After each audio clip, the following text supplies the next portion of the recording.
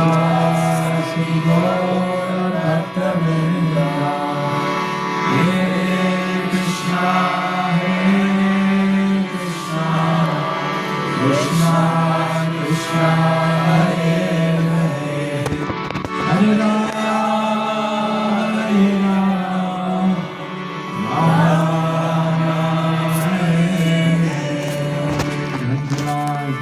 Srimad Bhagavatam ki jai.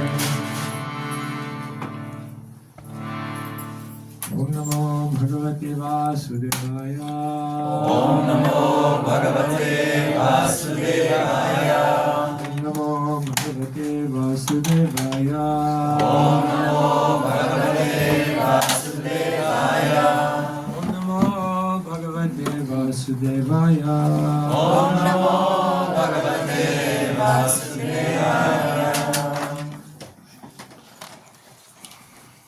Let's just see whether we can connect this.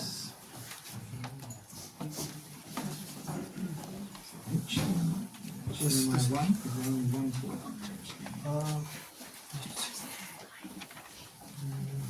Sorry, just give us 1 second. Pardon me?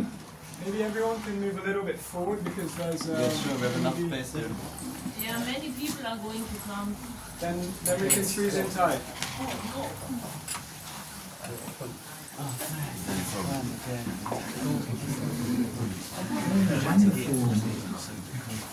Praise the God.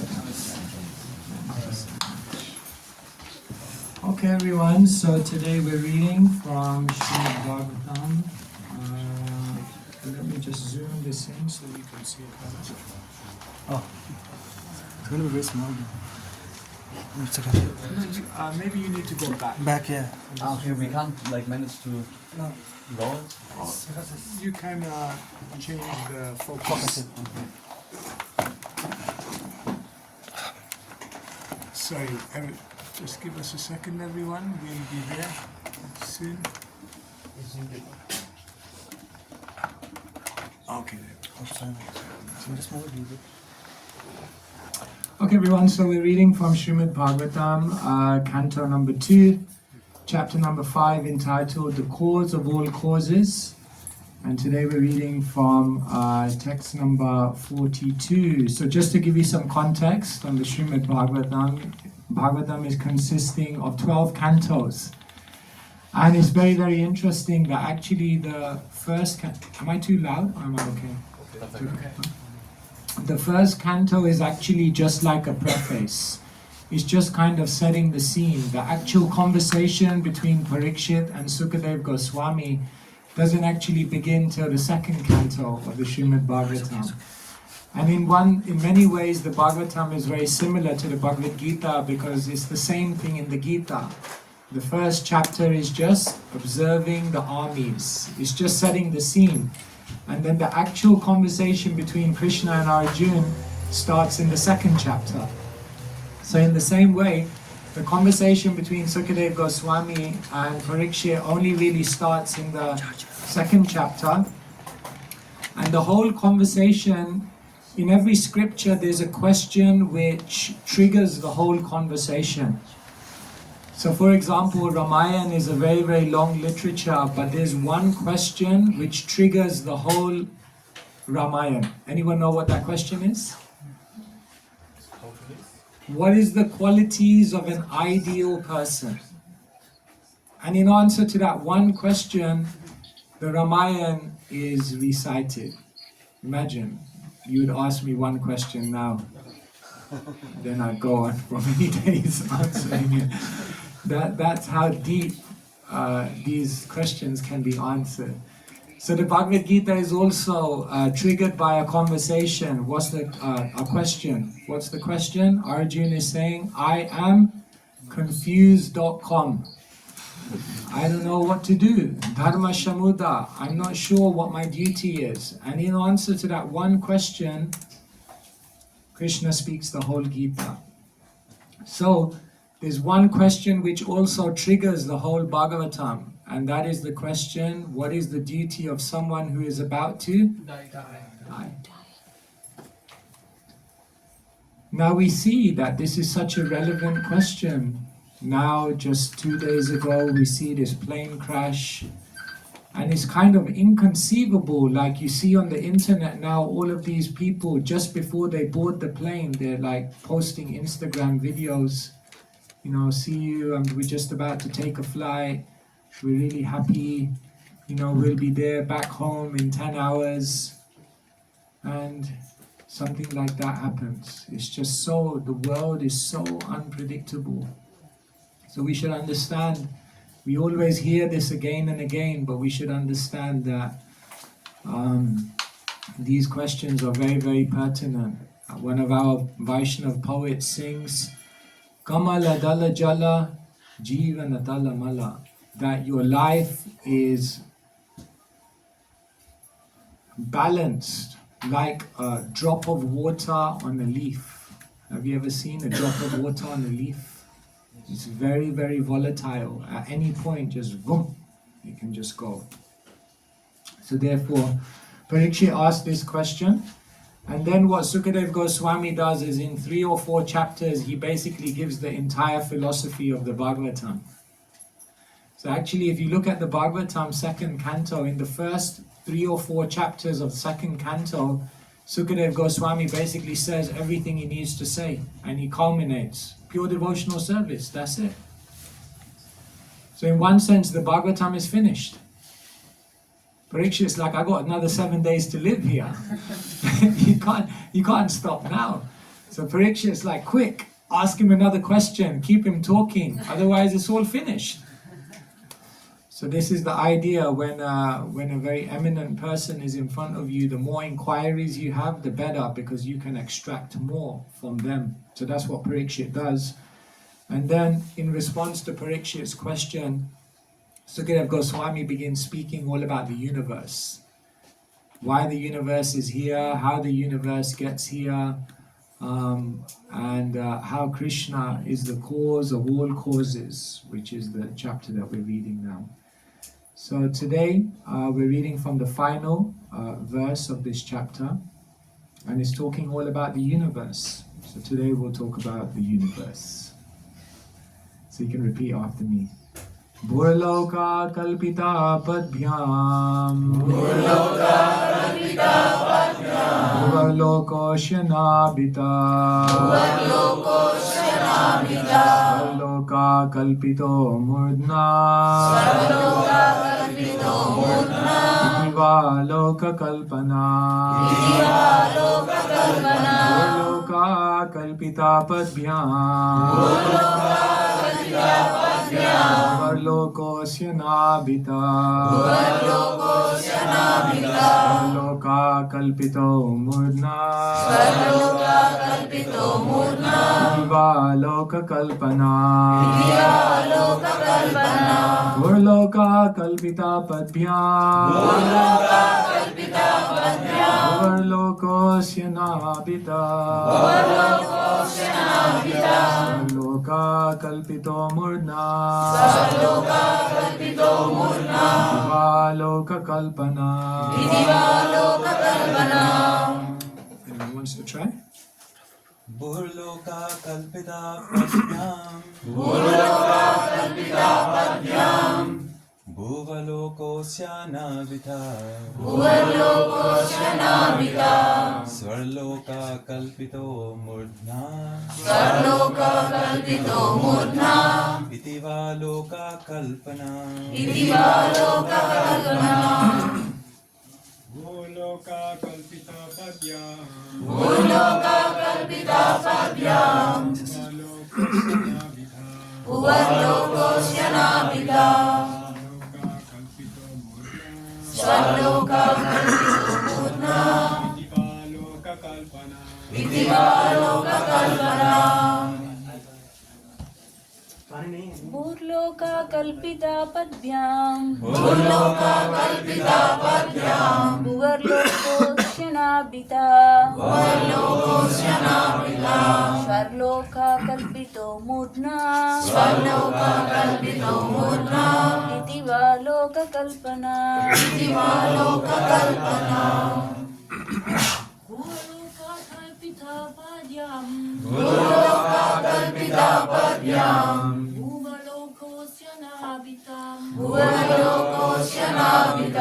Svaloka kalpito murna. Svaloka kalpito murna. Ityavaloka kalpana. Ityavaloka kalpana. Burloka, Burloka, the entire planetary system, the entire planetary system, from Patala to the Earth planetary system, From Padala to the earthly planetary system. Kalpita, Kalpita, imagined, imagine, Padmya, Padmya, situated on the legs, situated on the legs. Bhuvarloka, Bhuvarloka, the Bhuvarloka planetary system, the Bhuvarloka planetary system. Asya, Asya, of the universal form of the Lord, of the universal form of the Lord. Nabita, Narada, out of the navel in the abdomen, out of the navel in the abdomen. Svarloka, Svarloka, the higher planetary system, the higher planetary system. beginning with the heavenly planets, Beginning with the heavenly planets. Kalpita, Kalpita, imagine, imagine, Murdna, Murdna, from the chest to the head, from the chest to the head. Iti, thus, Thus, Va, either, either, Loka,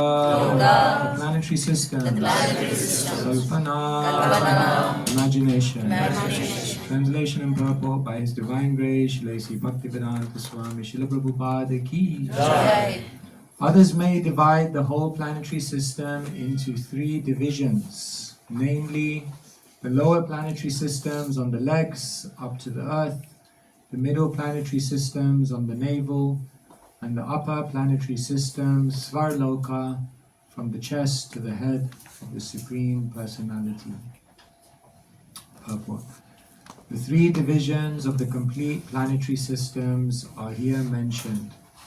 14 are imagined by others, and that is also explained. Srila Prabhupada ki jai.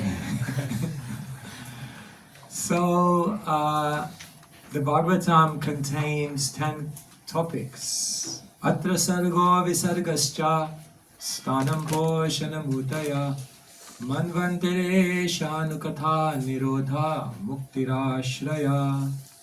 So it said that just as the Bhagavad Gita has 5 topics, the Bhagavatam has 10 topics.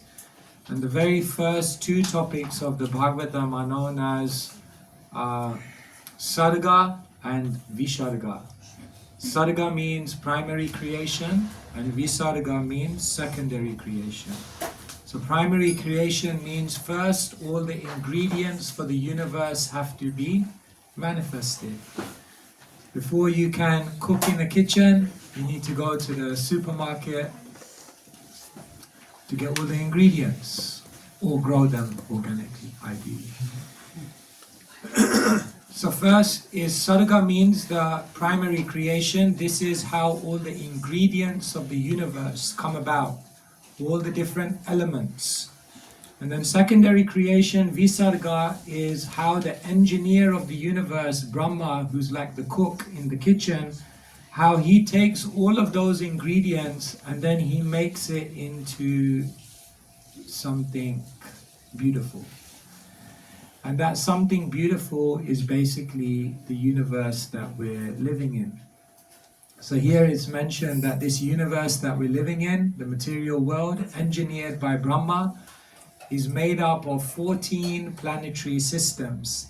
And here is being explained that these 14 planetary systems can be summarized in one way by saying that there is the higher, the middle, and the lower. Tribhuvanat. Sometimes Krishna is called the controller of the 3 worlds. This can mean different things, but one context is it means one who controls the 3 sections of the material world. So therefore, here what's being explained is that the universe can also be conceived of as the body of the Lord.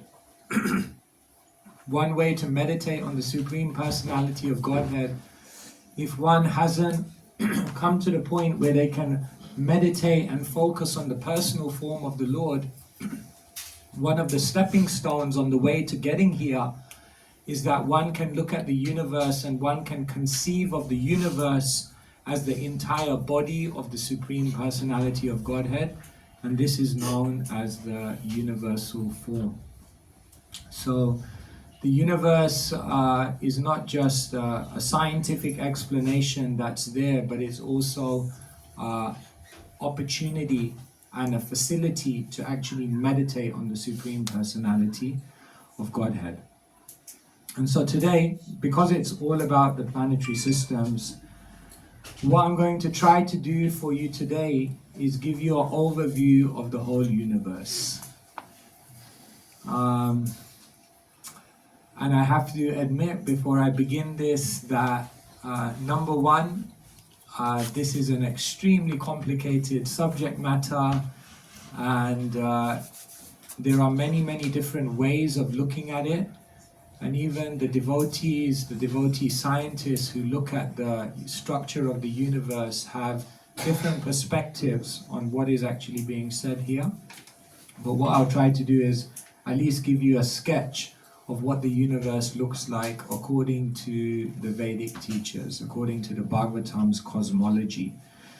The first thing to realize is that the Bhagavatam's cosmology or structure of the universe is very profound. Because what it does is it doesn't just tell us the physical dimensions of the universe, but it also deals with the conceptual aspect of the universe and also the contextual aspect of the universe. What do I mean by this? For example, if I have a book in my hand, just imagine for a second that this is a book. Then the physical dimension of the book, if I want to describe it, is how thick it is, how many pages there are, what material it's made out of. That's the physical dimension of the book. And that's one way of describing it. But then the conceptual way of describing the book is what are the contents? What does it talk about? And what is it describing? That's the conceptual dimension. And the third dimension is the contextual dimension. If I have a book, how am I using it? You think there's only one way to use a book. You read it. But you'll see in the world today, people use books for different things. So actually, there are three dimensions to the book. The physical dimension, the contextual dimension, and the conceptual dimension. So when it comes to the universe, what Western science does is it only deals with the physical dimensions of the universe. It only will tell you this planet's here, these are the distances, this is the orbit. In other words, it's just dealing with the physical dimensions. But what modern science can't do is tell you the conceptual dimension. Why does the universe even exist in the first place? What's the purpose of the universe? Why is the universe wired in a certain way that there's birth, death, disease, and old age, and all of these things? That modern science will never be able to tell you. Even if modern science today can say, we know where the universe came from, which later on you'll see we will debate that point. But even if they did say that, they would never be able to tell you why the universe exists. The best that science can do is tell you how the universe exists, but science can never tell you why the universe exists. Because why is a question of meaning, it's a question of purpose, and that is beyond the domains of science. And so Vedic cosmology is very powerful because it doesn't just tell you the physical dimension, it tells you the conceptual and it tells you the contextual, why this universe exists, and then the Bhagavatam will also tell you what you're supposed to do while you're in this universe in order to make the best use of this opportunity. Okay, so here I'm going to show you some things. Just bear with me. Sometimes this is a little technical, but good for you to be confused a little on a Saturday morning. No, hopefully you won't get confused. Okay, so when looking at the structure of the universe, there are three different aspects you can look at. One is the horizontal aspect of the universe, and that means we're going to talk about Bhumandala, which is the plane of reality that all of us are living on at the moment. So this horizontal aspect of Bhumandala is described in detail in chapters 16 to 20 of the 5th canto of the Bhagavatam. And then the other aspect of the universe is the vertical, the layers of the universe, the different planetary systems, the 14 planetary systems that the purport talks about. That is also described. And then the third thing that's described in the Bhagavatam is the movements within the universe. What is orbiting what? How do all the planets and different aspects of the universe interact with each other? These three things are explained in Bhagavatam. Okay? So I'll just go and proceed to try to explain some of these things to you. But before we begin, the Bhagavatam itself tells us that you won't be able to understand this. My great Rishi Sukadev Goswami, the great Rishi Sukadev Goswami said, "My dear king, there is no limit to the expansion of the Supreme Personality of Godhead's material energy. This material world is a transformation of material qualities, Sattva, Raja, Tama, yet no one could possibly explain it perfectly, even in a lifetime as long as that of Brahma. No one in the material world is perfect, and an imperfect person could not describe this material universe accurately, even after continued speculation." So that takes the pressure off me. But language is very, very limited. Like, say for example, if I asked you, you've heard me say this before, who comes first, the father or the son? Then it's an obvious answer. Obviously, the father comes before the son. Obviously.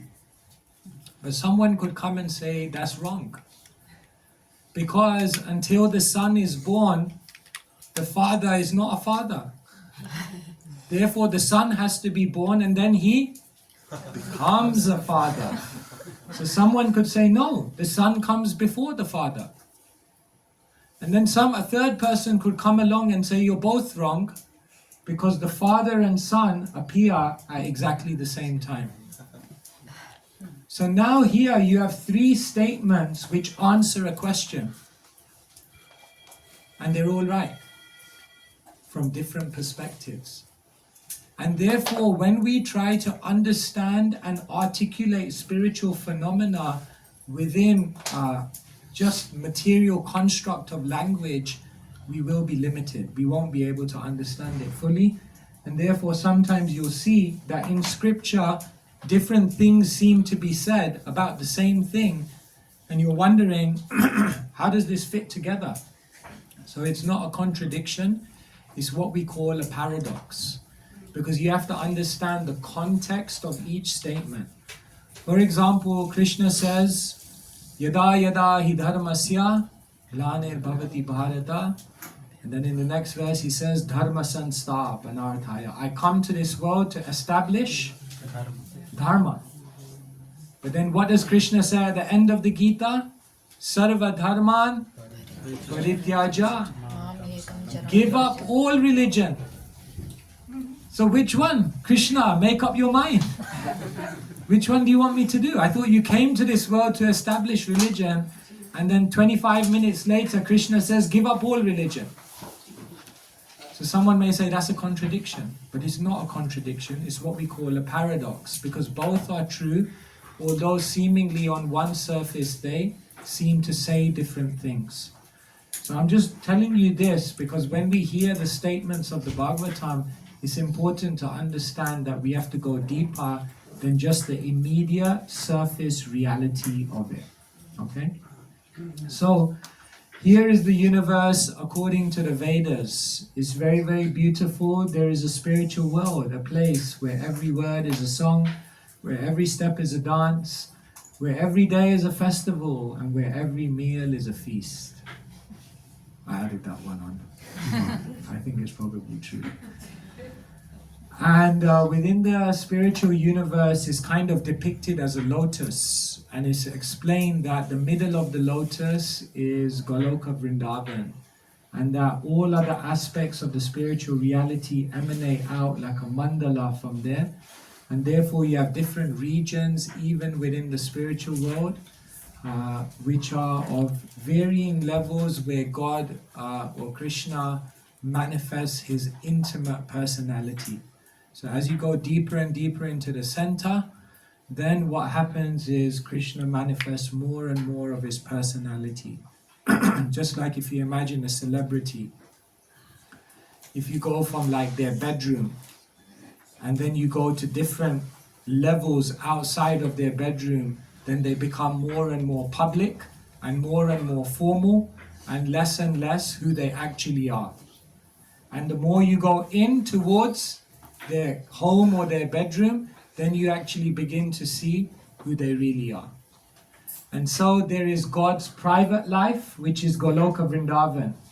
Then there is God's public life, which is Mathura and Dwaraka, or personal life, which is Mathura and Dwaraka.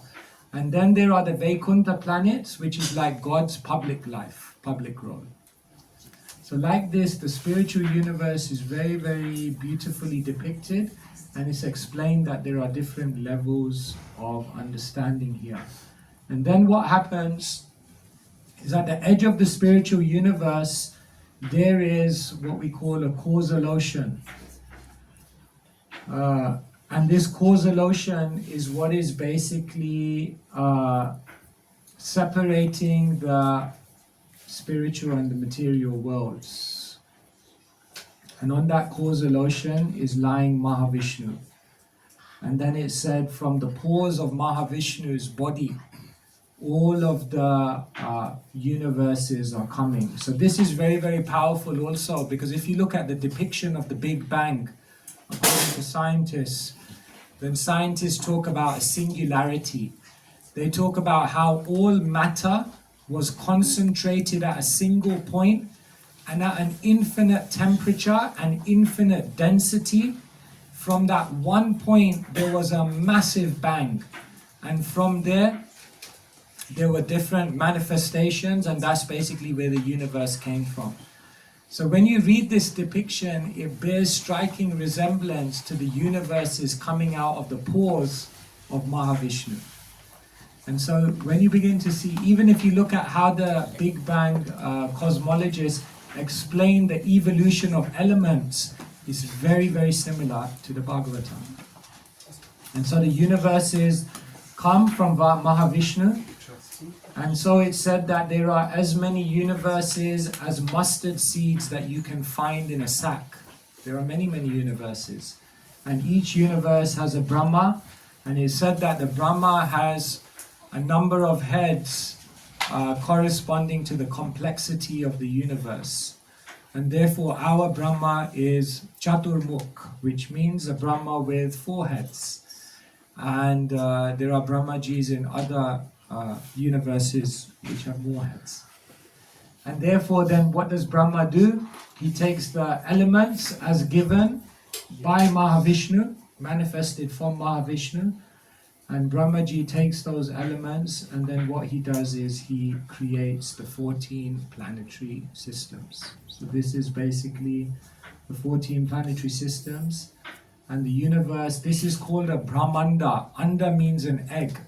So Brahmanda literally means the egg created by Brahma. Or it's the universe is kind of shaped like an egg. And it's said that if you see here on the top left, there are different layers to this egg which are 10 times more dense than the previous one. And this is how the universe is surrounded. And then within the universe, it's said half of the universe is filled with water. And the Bhumandala, which is where we are situated. Can you see there, right in the middle, it says, you are here. That's basically where you are. So if you imagine the Brahmanda is like an egg, and right in the middle of the egg, there's a huge disc. And that disc almost divides the Brahmanda into half. That disc is known as Bhuloka. That's where we are actually staying at the moment. So let's deal with that first, the Bhumandala. So this is the plane where you all are, where we all are. I'm also here. Okay, so what is Bhumandala? There are the outer areas. There's the 7 islands, the 9 varshas, and I'll explain what this all is. So basically, imagine a disc now. Okay, and in this disc, imagine many concentric circles. This is the way to basically understand Bhumandala. So this is the disc looked from the top. Okay? So this is too complicated to explain everything. But the outer ring is known as Aloka Varsh, the outermost ring of Bhumandala. Aloka Varsh literally means the place where nobody stays. This is an uninhabited part of Bhumandala. Nobody resides there. It's just like it's just a kind of buffer at the end of the universe. And then after Aloka Varsh, there's the Loka mountains. So if you read Vedic literature, then oftentimes you'll come across the Loka mountains. And the Loka mountains basically separate the inhabitable region, which is now inside, from the uninhabitable Aloka Varsh. Laser. Okay. Oh, there's a laser here. Oh, cool. So this is Aloka Varsh, and then this is the Loka mountains here. And then inside the Loka mountains, you see this gold ring? This is called the Golden Land. Sound good? So this is almost like a mystical part of the universe. It's almost said to be like a black hole. Anything that's put on the surface of the Golden Land almost immediately gets consumed. And therefore, although technically it's an inhabitable land, the Bhagavatam tells us that this Golden Land is actually nobody really stays there. And then, basically what happens is now there are different rings inside, and these rings are all islands. So if you imagine, it's like a cyclical island which is surrounded by different bodies of liquid, of different types of liquid. And basically there's seven concentric islands here, each going closer and closer in. Okay.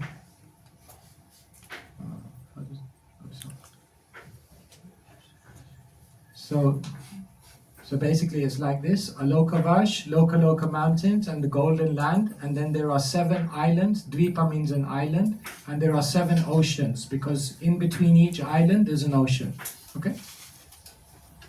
So these are basically the 7 islands. Yeah? 1, 2, 3, 4, 5, 6, 7. Okay? And this white space in between is basically different types of samudras. Samudra means an ocean. So they're all separated by different oceans. So we are in we are in Jambudvip. This is the innermost island here. And this triangle here is known as the Sumeru mountain. You with me so far? Okay, just keep going. You'll get there. So if you imagine, remember, Brahmanda, 14 planetary systems. Bhumandala is the disk right in the middle. That's where we are. We're on the Bhumandala. The outer ring of Bhumandala is Aloka Varsh. No one stays there. Then there's Loka mountains. And then there's the Golden Land. And then there are different islands coming right to the center. And right at the center of Bhumandala is a Sumeru mountain.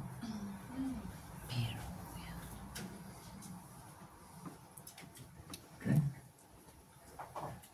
These are the different oceans which surround which separate each Dvipa. So around Pushkar Dvip, there's an ocean which is of sweet water. Around this Dvipa, there's an ocean which is made of yogurt.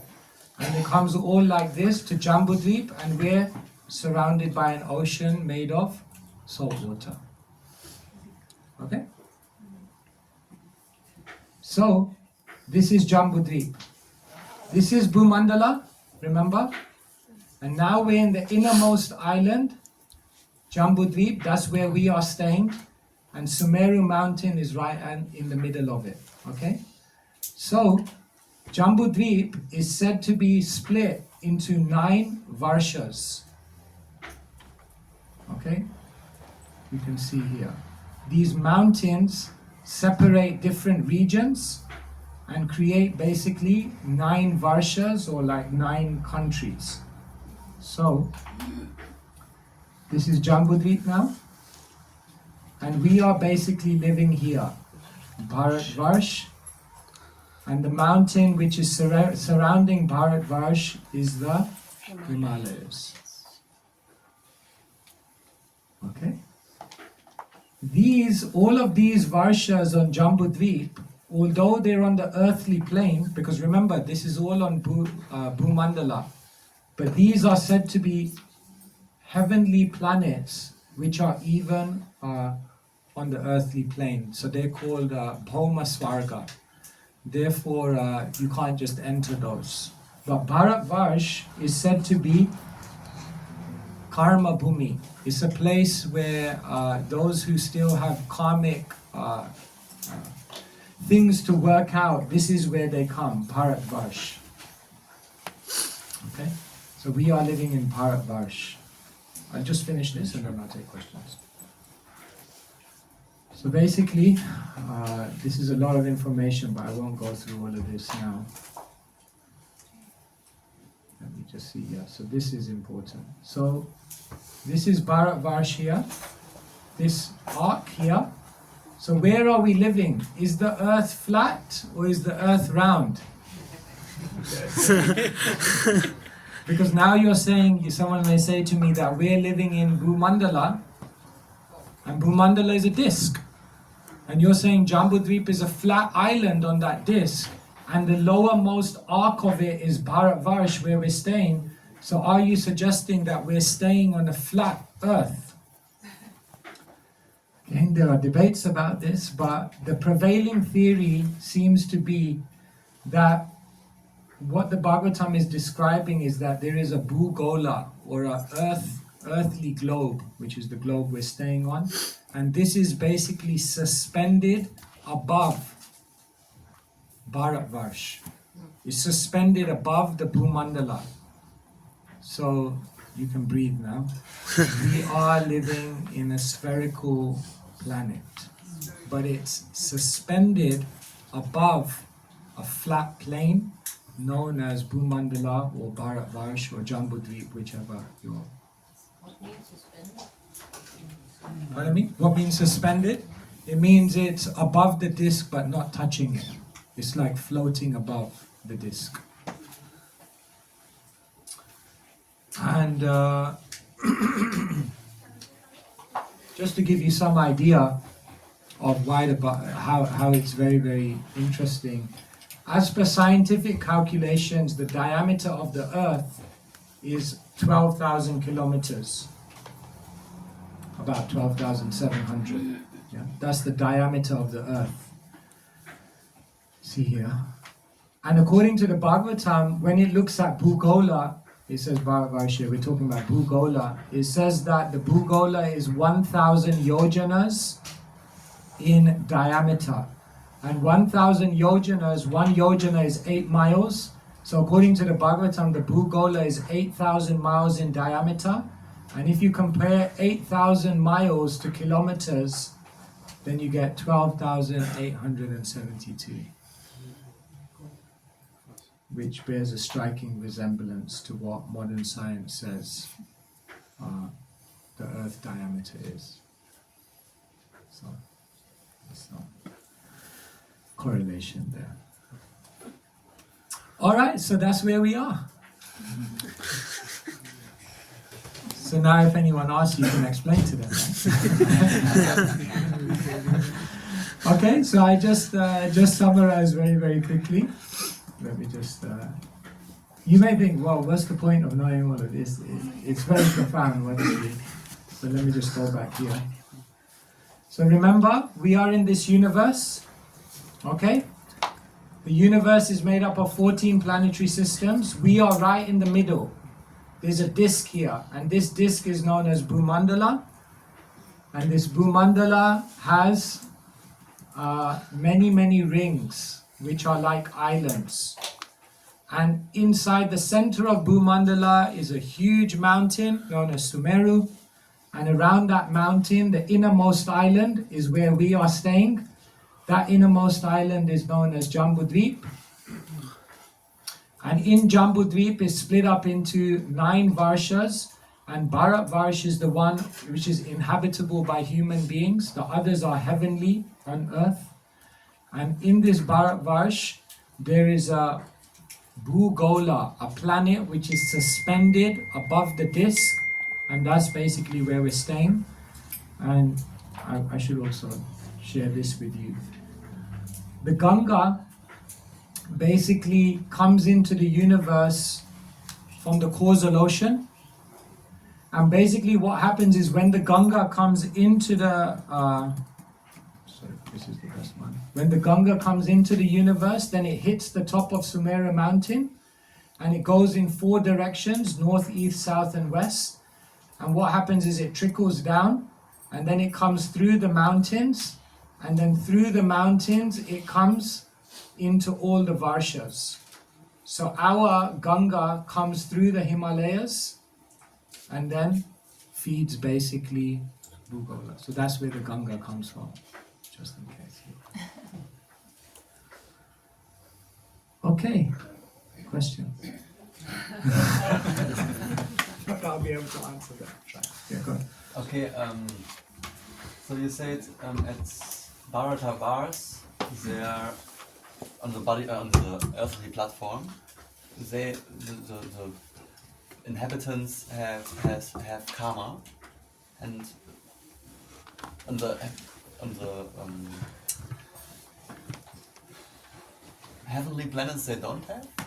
I mean, Yeah, of course, even in heavenly planets there's karma. What I mean by that is that it's a place where there's almost like a mix of good karma and bad karma. Whereas in the heavenly planets, generally the living entities are just mainly predominantly invested with pious activity. And therefore the heavenly planets are very much a place of enjoyment. But Bharatvarsh is for those individuals who have mixed karma. And therefore Bharatvarsh is actually glorified in the 5th canto of the Bhagavatam, that is actually the best place to be. Often hear that you know, there's not too much happiness and there's not too much distress, but it's just balanced enough to give the perfect experience to make someone uncomfortable but not so overwhelmed that they forget. And therefore Bharatvarsh, of course, everyone in the material world has karma. But what I mean by that is that they have a balance of pious and impious, like that.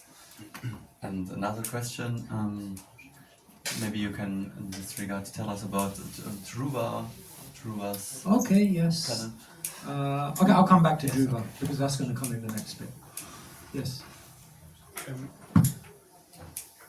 Hare Krishna, thank you very much for your wonderful lecture, and I would like to know on this Bhumi Mandala, on this disc, Bhumandala, yeah. Mandala, you showed us the Earth, the globe, and in this context, where are the other planets? Okay, I'll come back to that. You mean, are you talking about like Saturn, Venus, Jupiter, all of that? Yeah, okay, I'll come back to that. Okay, yes. Hare Krishna. I wanted to know, I've heard some day before that these discs are not really discs, it's shown a planet rotation in a time dimension, and that's why it appears like a disc, but it's not. Is it true? Yeah, see, what we're trying to do here is we're trying to depict something to the human mind. Say for example, even I showed you this picture. Say this picture here, okay? So generally the way we depict it is that Earth planet's here, so we're kind of looking up thinking, okay, Swarga is somewhere up there.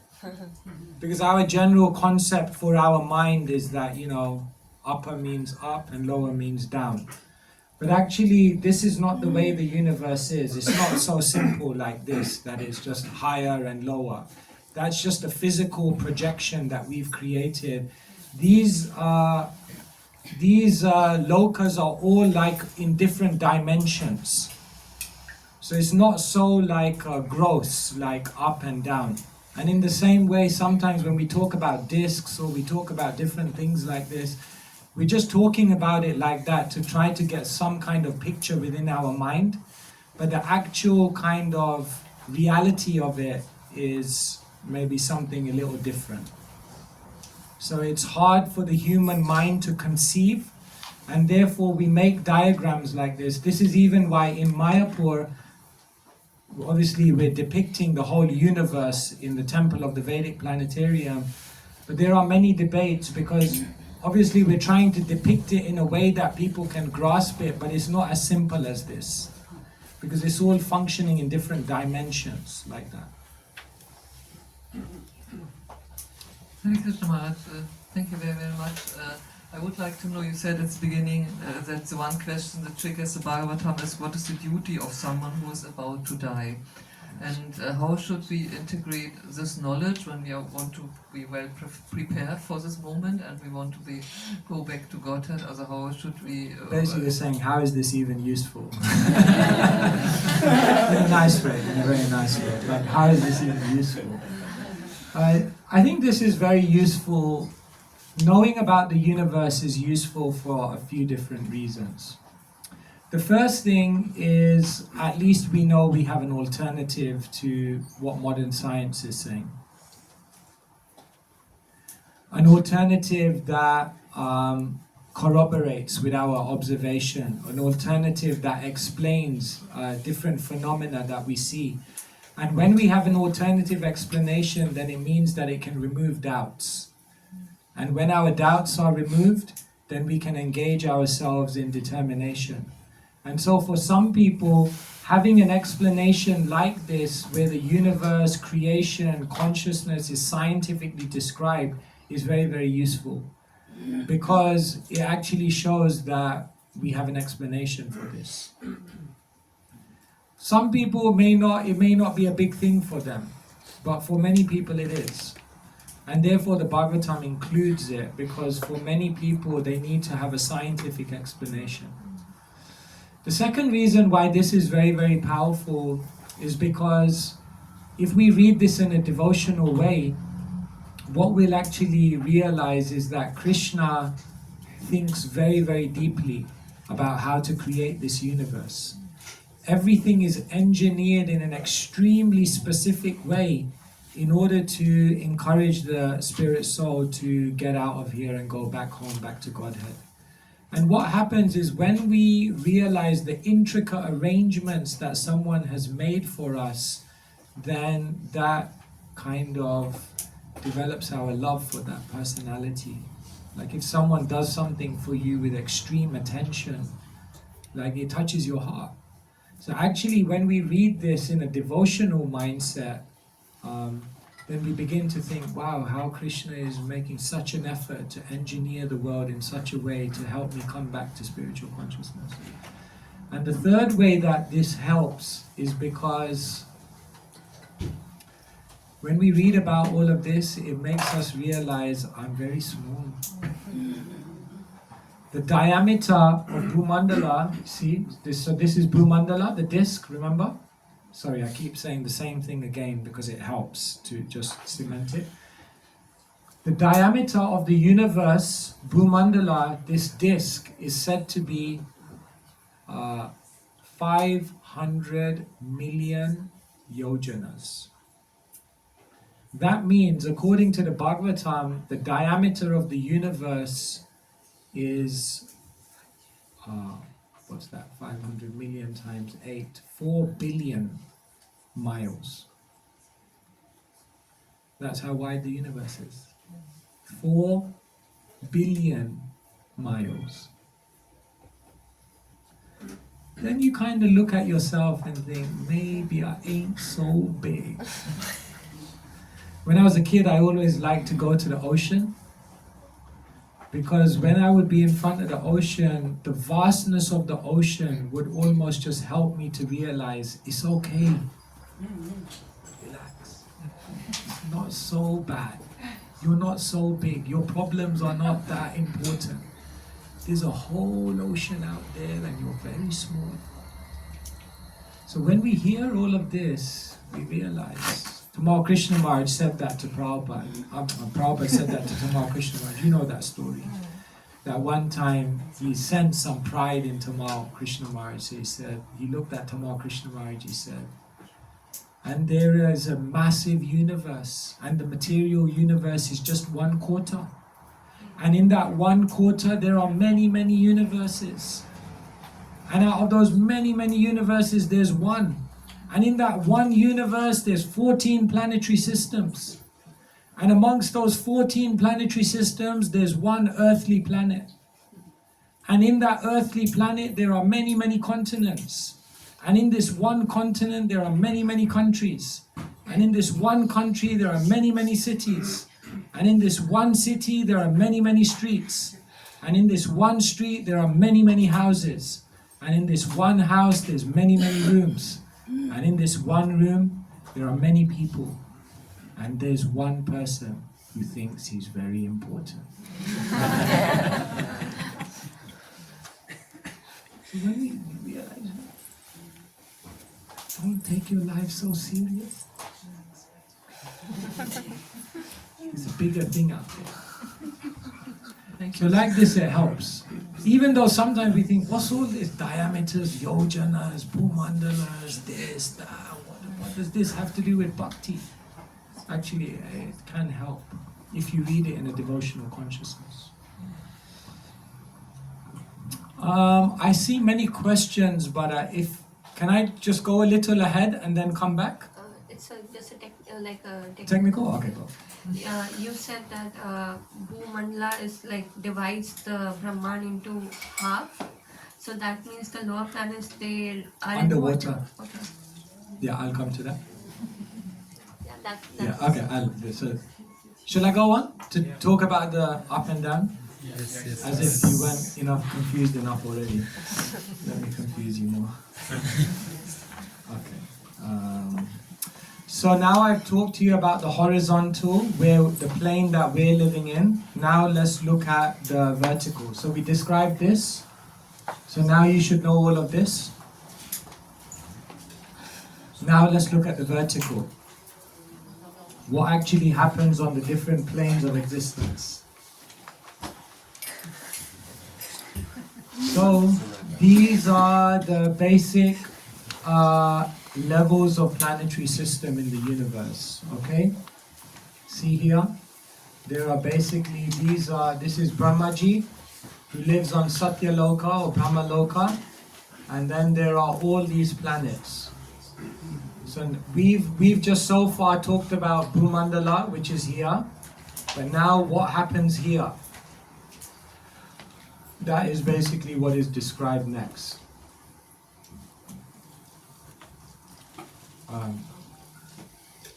So I mentioned this already, like we're talking about things as though it's like upper and lower, and we depict it on a diagram like this, but it's actually not like this. It's just referring to different levels of consciousness and different dimensions of reality. Yeah, this is not so important. Just skip this one. Okay.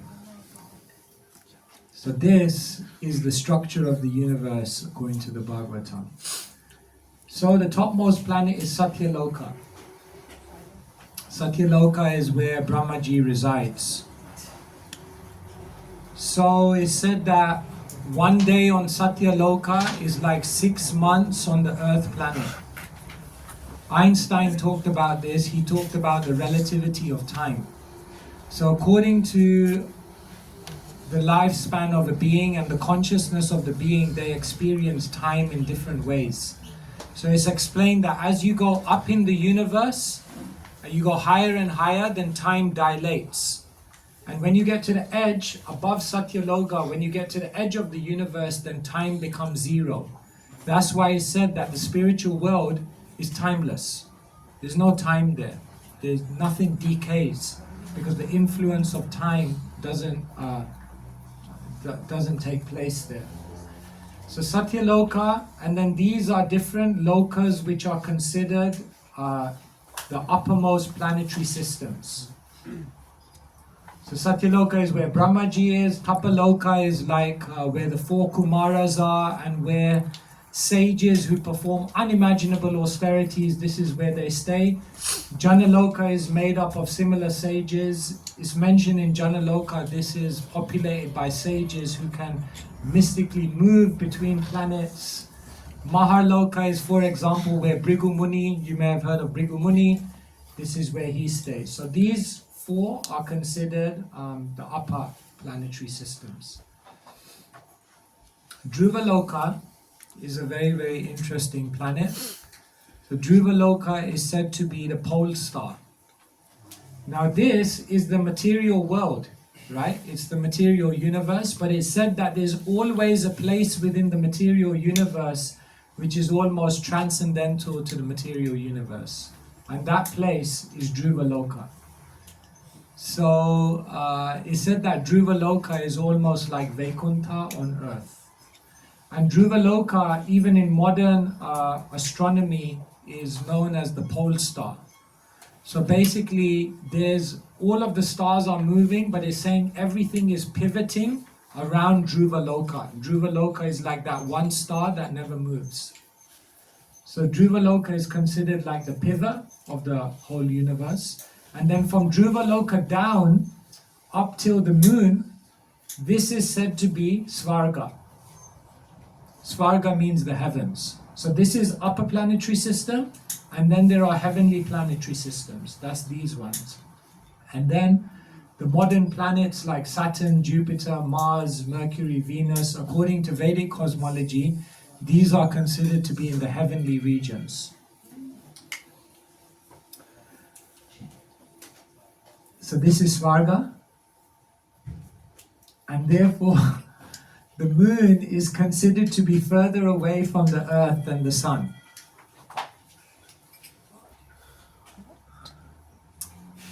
Okay?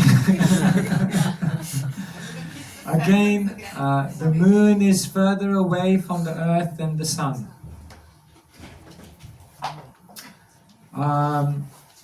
So anyway, this is a big topic, and Srila Prabhupada also challenged that when in 1969, they supposedly, one small step for man, one giant leap for mankind, when Neil Armstrong supposedly stepped onto the moon, Srila Prabhupada challenged it. Because he said the moon is a heavenly planet. See here, the moon is not part of Bhuvarloka. Bhuvarloka and Bhuloka are considered the earthly regions. So the moon planet is not a planet that you can reach simply by arrangement of technology. One must have credit to go there, pious credit. And therefore Srila Prabhupada said they didn't go to the moon. And the interesting thing is that if you look at many theories since that time, then it's actually quite a commonly accepted thing now that actually it was a conspiracy. But actually Prabhupada said different things about this, but let me not go into it now, but suffice it to say like that for now. And then underneath the moon is basically what we call Bhuvarloka. So Bhuvarloka is like the earthly, but just higher than the earthly. And therefore here you have different entities like Siddhas, Vidyadharas, Charanas. These are kind of like, have very good karma, very developed technologically. And then you have the Bhumandala, the disk, which we talked about. And then below the Bhumandala, you have what we call the lower planets. Atala, Vitala, Sutala, Talatal, Mahatal, Rasatal, and Patal. So these are very interesting. They're said to be subterranean heavens. In Sanskrit it's called Bila Svarga. In other words, they're lower planetary systems, but they're like heavens. They're actually places of great enjoyment. They're very advanced, but why are they then considered lower planets? Because they're inhabited by individuals who have very demoniac consciousness.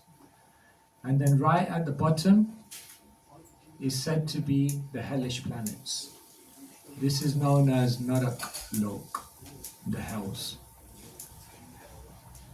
So this is basically the planets according to Vedic cosmology. So did I answer? Someone had a question. What was the question? Your question was about Dhruvaloka. No, about other planets. About other planets, yeah. So here, factored in here. But I have And does this answer your question? Yeah. But I have a further question. What would you do if they're going again to the moon and it is very clearly because they are planning this, they will do this maybe in the next years, and if it is really much if I imagine they're making something which is very good, we can really good follow it, that it makes a lot of sense. So what if they go to the moon? So actually, let me then talk about that. Prabhupada actually said two things. Sometimes he said they didn't go to the moon, and sometimes Prabhupada said they may have gone to the moon, but they couldn't access the moon. What does that mean? So say, for example, this building has how many floors? 4 floors. So I could say I came to this building today, and I did come to this building because here I am. I'm sitting in the building, but that doesn't mean I accessed the 4th floor of the building. So it could be that we could access the moon in terms of a certain reality or a certain dimensional reality of the moon. But that doesn't mean that you've necessarily entered the full reality of the moon. Does that make sense? Like I could say today I came to this building, and I did come to this building, but I didn't go to the 4th floor of the building. But the question In other is, words, the distance is still there, because if the moon is further than the sun, then it would be actually also not possible regarding our science. This is also another the distance. Yeah. Yeah, this is, it's hard to say, like, whether even modern science is calculating that distance in the appropriate way. Because when we calculate astronomical distances, it's not like calculating a distance from Berlin to London. When you're calculating astronomical distances, then there are many other factors in play of how you calculate it, the speed of light and so many different things like that. And therefore, there could also be the fact that the calculation of that distance is different to what the Vedic revelation says. And so, therefore, Srila Prabhupada said different things. Sometimes he said they didn't go to the moon. Sometimes he said they went to the moon, but they couldn't access it. Sometimes he said they didn't go to the moon, instead they actually went to Rahu. So, different things. So, in other words, he wasn't making a conclusive statement on it. But what he was saying is that the full dimensional reality of the moon can't be accessed simply by technological arrangement, because it's a heavenly planet. And the Rahu is more close to the Earth than the moon? Yes. It's in between the Earth and the moon, Rahu. Rahu and Ketu. They're like poles of the moon. Rahu and Ketu are like poles of the moon, so they surround the moon. So in between the Earth and the moon is Rahu and Ketu. Thank you. Wow, many questions. Yeah. Okay, I'll go for someone who hasn't asked a question. Yeah. Thank you, Maharaj. Yeah, it's also a bit technical, but you said that one aspect is to maybe give some food against our doubts. So that, if I remember correctly, there was Ravana was trying to make material arrangements. Is it to reach the heavenly planets? So how did he do it, and why is it not possible for us to maybe we can't reach that dimension, but Ravana still tried to do it? How did he do it? Ravana, see, but his arrangements were not just technical, they were not just building machinery. Ravana was also doing austerity. He was also doing following the Vedas. He was also following subtle technology. So therefore, yes, he was mechanically, in one sense, trying to go into the heavens, but he wasn't simply using gross technology. Prabhupada's point was that if you simply use gross tech, like you think you build a spaceship and put fuel in there, you can't go like that. In that sense. Does that make sense? Yeah. Okay. Marcus.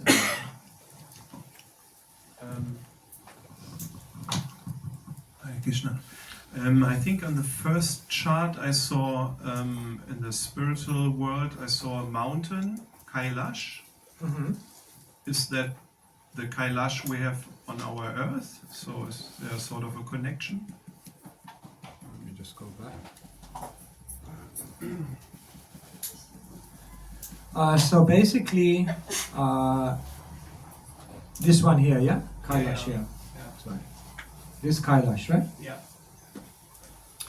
Yeah, so Shiva is a very interesting tattva, very difficult to understand, but basically it's explained that there are two Shivas. There is one Shiva which is residing on the spiritual side of the causal ocean, and there is another Shiva manifestation which is residing on the material side. So basically, the Shiva residing on the spiritual side is known as Sadashiva. So this is actually to some extent in the spiritual realm. This is beyond the causal ocean. So this is not the Kailash of the material world. There is another Kailash on the material world side, and that Kailash is also like repeated within our planet, like that. So they don't have a connection? They're connected in the sense of they're both resided by and presided over by Shiva in different forms, in that sense. And basically, like, this is also another point, that yogis basically go to certain points which are considered portals.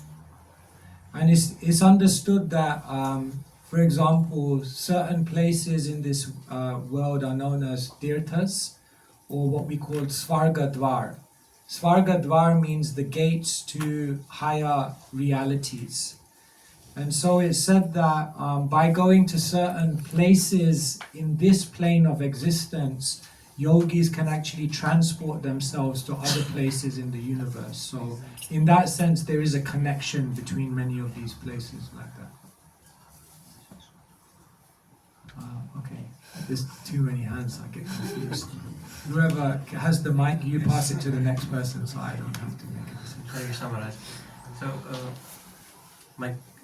my understanding is from the lecture was that Brahmaji, like in our Brahmanda, Brahmaji has 4 heads, so 4 directions. So does it also imply that everything in this Brahmanda is only 3 dimensions? No, the 4 heads don't necessarily relate to the number of dimensions. The 4 heads just relate to the complexity of the planets and the complexity of the species. So therefore it's said that there are different universes which are constructed in different ways. And so, but all material universes function in 3 dimensions. And the 4th dimension is known as Turiya, that's the spiritual dimension. So therefore Krishna is said to be he who goes beyond the 3s. Triyadish, one of Krishna's name is. So it means Krishna is beyond the 3 modes, he's beyond the 3 miseries, he's beyond the 3 worlds, he's beyond the 3 dimensions, like that. So then the Sumeru mountain and everything, they are also in 3 dimensions only. Yes, it's in the material world, except Dhruvaloka. Dhruvaloka, as I said, is a kind of mystical place because it's almost like the spiritual world within the material world. But every other place is Yeah, it's a dimensional reality. Then it becomes even more difficult to comprehend. Like, In what sense? like if Sumeru mountain is in 3 dimensions, then like all the arrangements which we see, like Goloka is suspended on the disc. Okay, and so then- maybe we're discussing 3 dimensions in 2 different ways. What I mean by 3 dimensions is 3 material dimensions, but that doesn't mean 3 dimensions in which all of us can see everything. Yeah, like heavenly planets. When I say 3 dimensions, I mean within the 3 kind of modes of nature or within material construct. Yeah. But still, one may require what we call divya drashti, or transcendental vision, to be able to access and perceive that reality. So there could be, like what we perceive, there could be several dimensions, but Yeah, 100%. Yeah. But when we talk about 4th dimension in scriptural terms, the Sanskrit word for the 4th dimension is turiya. So turiya means literally non-material. So subtle or beyond our immediate material perception doesn't necessarily mean spiritual. Hare Krishna Maharaj. It's really great to see you in person as well. So my question is something related to practical thinking. So after this class, I can really understand how huge this entire creation is by the Lord Krishna. My house is just 6 miles away, and it took half an hour, 20 minutes to come here. So I'm thinking, how can I go to Goloka, which is very far from here, and what's the easiest means to reach that place, so that I should be on time? And luckily there's an aeroplane that goes there.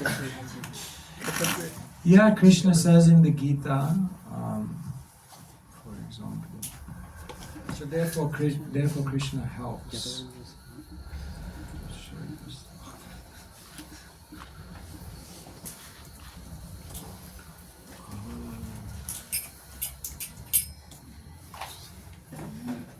So here Krishna says,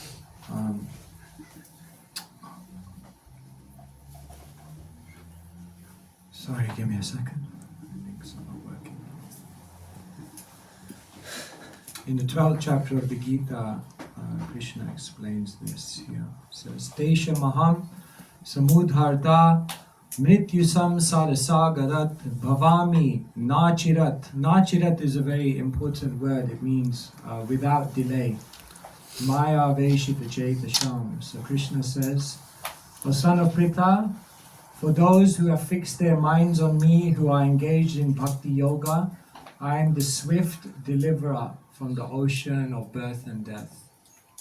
So like Krishna says, Devi hiya shagunamai mama maya duratyaya. To overcome my material energy, it is very difficult. But Mamevaye prapadyante, whoever is surrendered unto me, Maya medam taranti te, I take them beyond Maya. So therefore the Bhagavatam also says, Samashuddha ye padapallava plavam. This is also a very nice verse.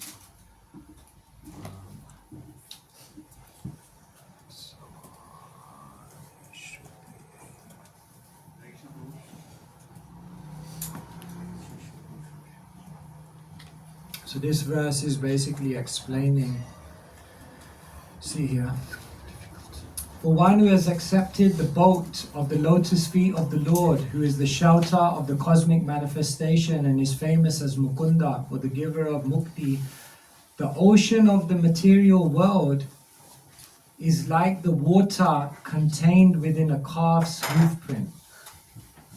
So basically what is being said by the Bhagavatam is that when you surrender, then the oceanic material world, which seems like massive, 500 million yojanas wide, becomes like a water contained in a calf's hoofprint, and then you just step over.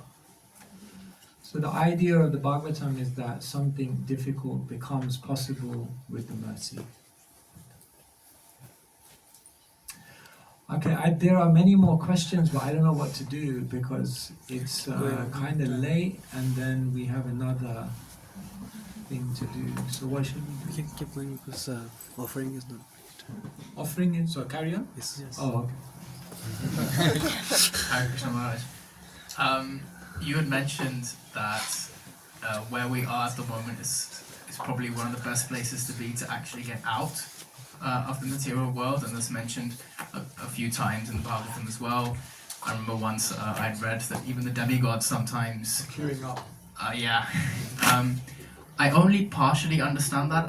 I understand that the lower planetary systems is probably a little bit more suffering there, so you're a bit more distracted with that. And in the higher planetary system, there's a lot more opulence that you get distracted with as well. And Earth is probably a good balance where there's not too much suffering and there's not so much opulence that you can focus. But what I don't understand is, even in your diagram that you showed, that you said you described some of those planets where you said there are lots of sages living there who are performing lots of austerities, and people who are more pious and they have more pious activities in those upper planetary systems.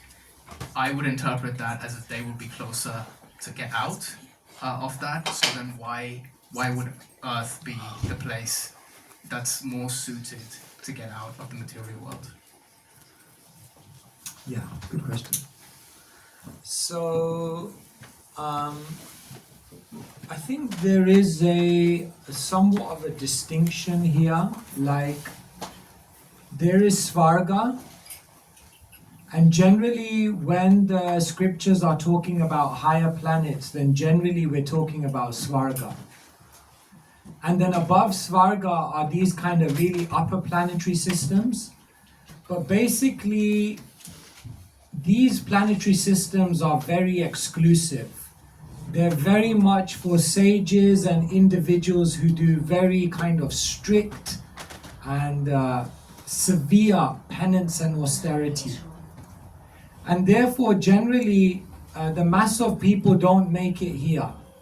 The mass of people make it to Svarga. And in Svarga, this is where there is incredible enjoyment. And this enjoyment comes as a result of piety. And therefore it's said that the piety that takes you to Svarga is so, as you mentioned, distracting that if sometimes we even hear in the Bhagavatam the stories of, for example, Indra and others who become even so, attached to that position. So therefore, generally, it's clear why this is not good, because this is just like difficult. Right. So that's clear. But your question is, why is this so bad? So I guess the way I would respond to that is that these are very exclusive planets of, sages and, like we were mentioning, the Kumaras and so on and so forth. So I think my sense is that these are a different category. But generally, when we're talking about the higher planets, what we're talking about is basically Svarga, which is where most people get elevated from when they go from Earth up. Does that make sense? Like, very few people will do austerity and penance here and go to like Mahaloka or Tapaloka. Those are very exclusive. They generally go to Svarga. But Svarga is just a place of extreme enjoyment. And therefore it's distracting, it's intoxicating. Therefore Krishna makes that point in the Gita.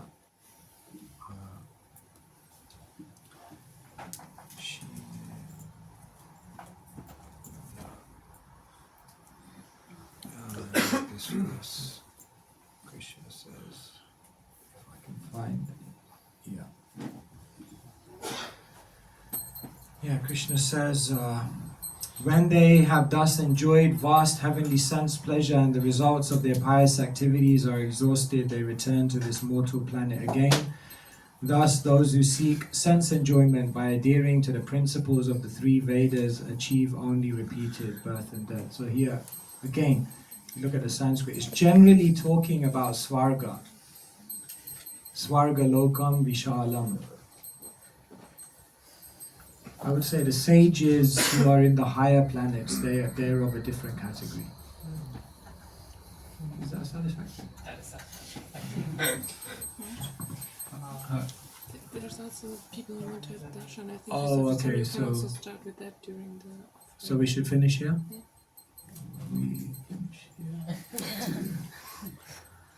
Is that okay? You will come back later.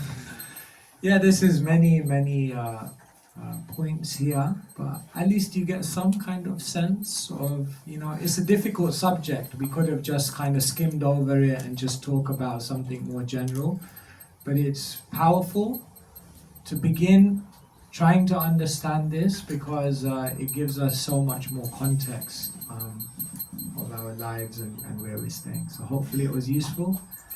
And if you want to read more, the best place I can recommend you to read is a book called Sacred Universe, written by Sadhaputta Prabhu, Richard Thompson. And there he actually explains many of the things I've explained, but much more better, and much more accurately. So good luck trying to figure it out. And don't forget to chant Hare Krishna. Srila Prabhupada ki Jai. Bhagavan Kesava Maharaja ki Jai. So Hare Krishna everyone, just a short announcement, as you know that Maharaj has given a very nice lecture